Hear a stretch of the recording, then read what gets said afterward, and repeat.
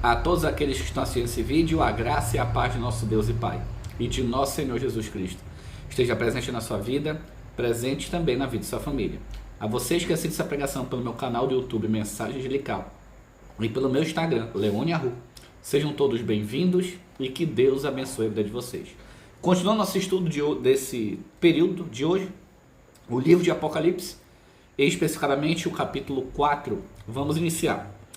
Destas coisas, depois, olhei, e eis que não somente uma porta aberta no céu, como também a primeira voz que ouvi, como de trombeta ao falar comigo, dizendo: sobe para aqui, e te mostrarei o que deve acontecer depois dessas coisas. João, ele viu Jesus no santuário celestial. Então, Jesus, ele estava no lugar santo. E ele, depois que mostrou para João todo o período do cristianismo nas eras da terra, ele disse: João, vamos para o Santíssimo, venha, vamos ver o que acontece. Quando Jesus ele entra no Santíssimo, é quando ele começa o julgamento da humanidade. E essa data é o cumprimento das profecias de Daniel, de 2.300 tardes e manhãs, que foi no ano de 1844. Eu vou especificar mais detalhadamente lá no futuro, porque o livro de Apocalipse se explica melhor em outro momento. Então, João entra no Santo dos Santos, e o que acontece? Vamos descrever o que ele viu de acordo com o relato. Imediatamente eu me achei em espírito, e eis armado no céu um trono, e no trono alguém sentado. Esse que se acha sentado é semelhante no aspecto à pedra de jaspe e de sardônio, e ao redor do trono é um arco-íris semelhante no aspecto à esmeralda. Então João ele vê Deus o Pai sentado no trono. Isso é interessante porque Deus o Pai ao redor tem a simbologia do arco-íris. Lembra lá que Deus fez uma promessa, não é? Que nunca mais destruiria os homens pelas águas? Então, Deus está cumprindo essa promessa. E isso é uma confirmação que essa promessa ainda está sendo cumprida por Deus. Vamos continuar. Versículo 4. Ao redor do trono há também 24 tronos, e assentado neles 24 anciãos, vestidos de branco, em cujas cabeças estão coroas de ouro. Esses 24 anciãos, eles são representantes 12 das 12 tribos de Israel e 12 dos 12 apóstolos. E muitas pessoas podem perguntar: quem são esses caras? A Bíblia ela não descreve quem são. Nós sabemos, de acordo com o relato bíblico, que Enoque, Elias e Moisés estão lá no céu. Mas um deles representa esses anciãos? A Bíblia não explica. Então, se ela não explica, eu não posso ir além do que está escrito.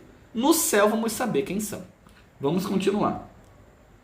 Do trono saem relâmpagos, vozes e trovões, e diante do trono ardem 7 tochas de fogo, que são os 7 Espíritos de Deus. Bom, Isaías capítulo 11, versículo 1, explica o que são esses 7 Espíritos. Esses 7 Espíritos representam características que Cristo tem e que a Bíblia menciona que nós devemos pedir essas características sempre. Vamos relembrar novamente. Isaías capítulo 11, versículo 2 diz assim: repousará sobre ele o Espírito do Senhor, o de sabedoria, o de entendimento, o Espírito de conselho, o de fortaleza, o de conhecimento e o de temor.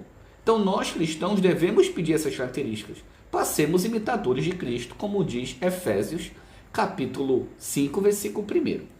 Vamos continuar.